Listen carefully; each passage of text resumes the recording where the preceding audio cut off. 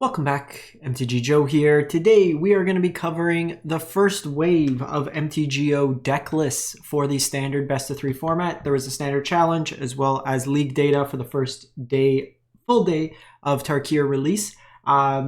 We usually look at once we get enough data, the MTG decks is a nice win rate matrix. Right now it's kind of skewed because there's not really much data. So I'm just going to show quickly what folks are at least playing distribution-wise on MTG Arena Ladder, and then we'll look at the decks themselves.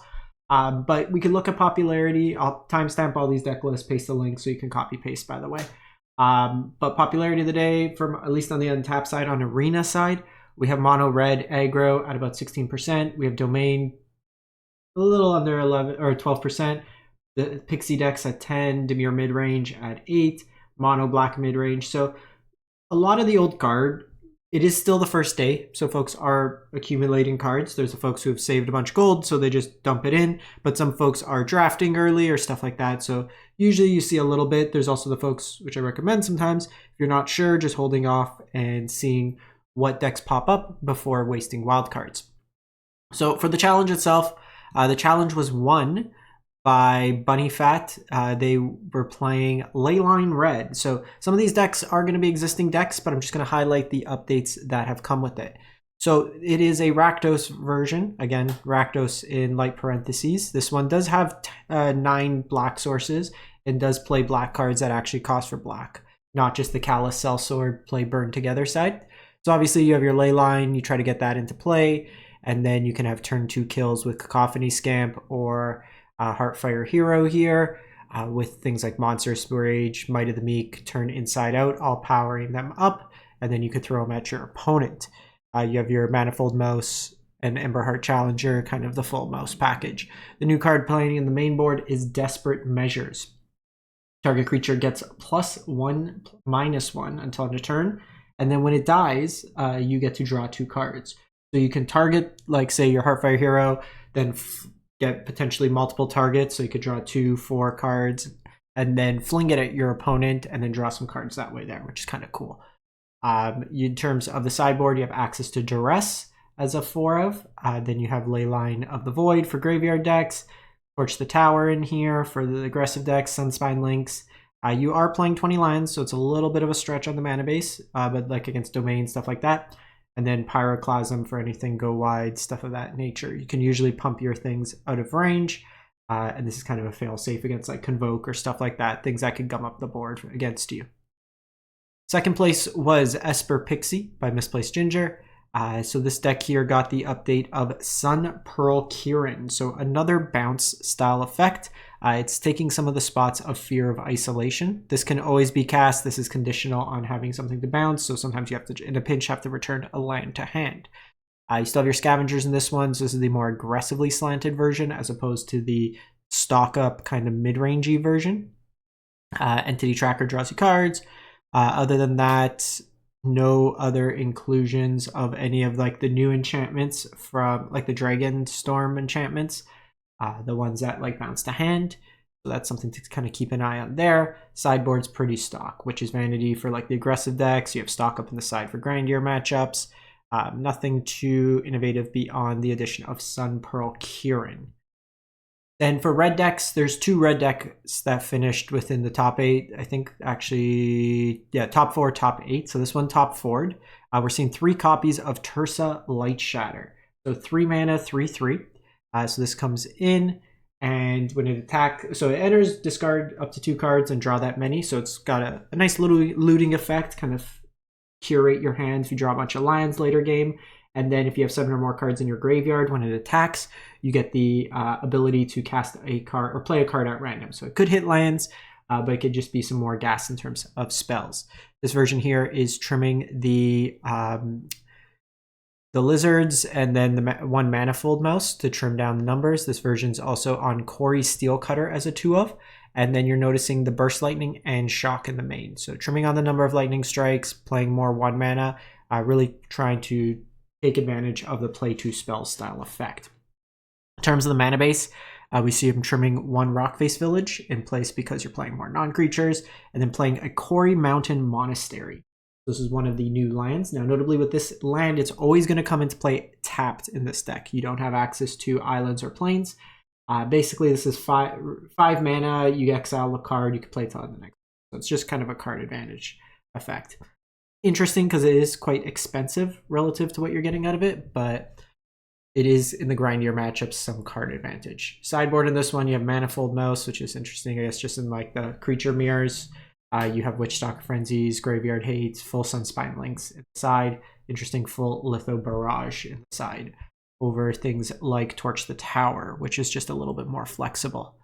The second red deck is running the full 4 Tersa Light Shatter, Higher Claw, Emberheart Challenger. So no Swift Spear in this one, opting for like more of the Lizard focus. There's no Cori Cutter, full Lightning Strikes, Burst Lightning, the Rock Face, kind of the stock list, 23 lands. Sideboard, you'll see Case of the Crimson Pulse. I'm a really big fan of this card. I like it against the grindier matchups.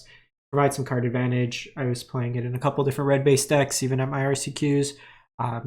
So there's a chance where if it's the last card in your hand, trigger on the stack, opponent can bounce to your hand and force you to discard. But I was playing like Delirium in one RCQ, and I had 2 of these going, and I was drawing like 5 cards a turn, which was really strong, just to kind of grind out your opponent.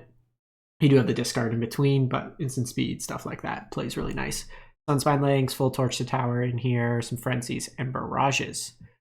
So again, just light updates. This isn't too hard to update in terms if you have existing mono red, it's really the Light Shatters in here, or if you want to do the Cori Cutter version.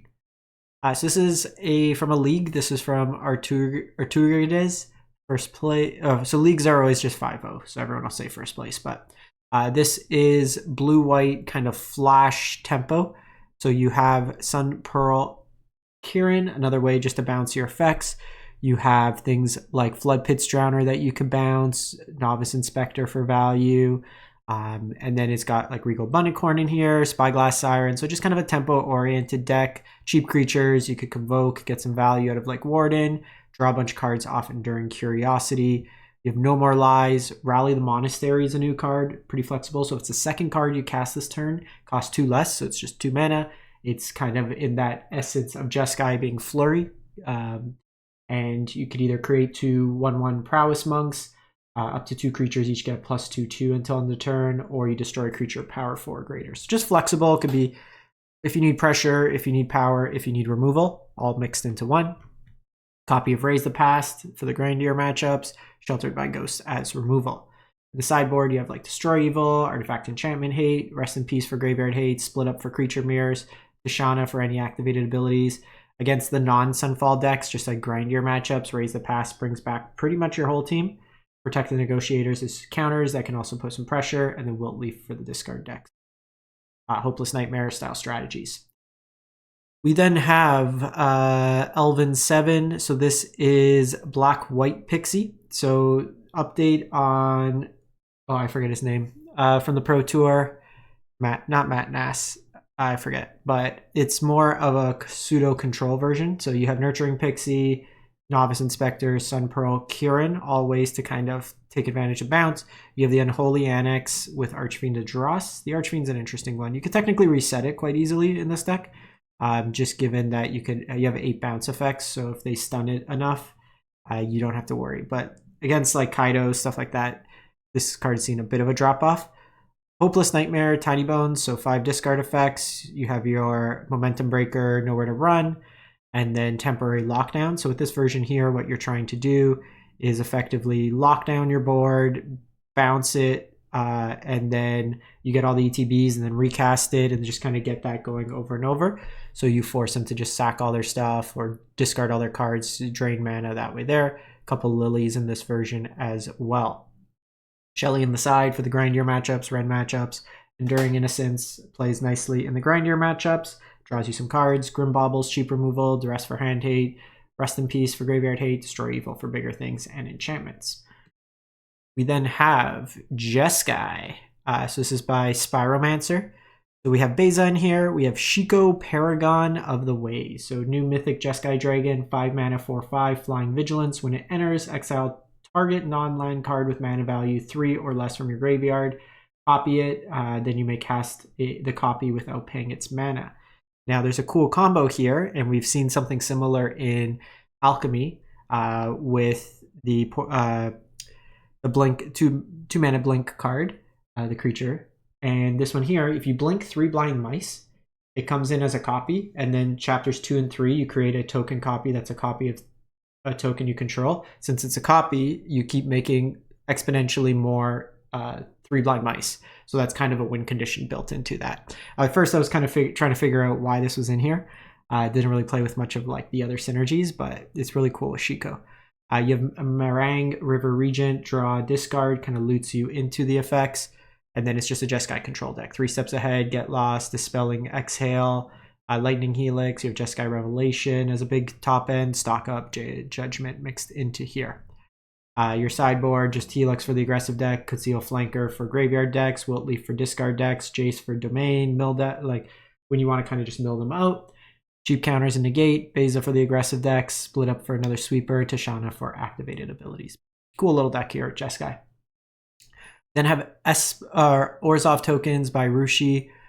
So you have, it's basically the mono white tokens list with the black card removal and interaction. So Enduring Innocence, Overlord, Beza in here. Big card here is Elspeth Stormslayer, just doubling your tokens from all the incidental cards. Antheming your team, being removal, just plays really nicely with what the deck wants to do in terms of Caretaker's talent. Day of Judgment, Sunfall, just a whole plethora of removal options. Wilt Leaf for the discard decks, Graveyard Hate, Stonebrain for basically Jace. That card beats this deck pretty hard. Pest Control, cheap removal. Like for the go wide decks that are playing like 1 mana, some Pixie decks can be good against mono red, stuff like that. Destroy Evil, Elspeth Smite, and Duress for hand hate. And then lastly, just showing an update to Gruul Aggro. So this deck here is the kind of Innkeeper's Talent version. We've had Paw Patch Recruit play various numbers, but it's playing a copy of Surok, Elusive Hunter in the main. 3 mana, 4/3.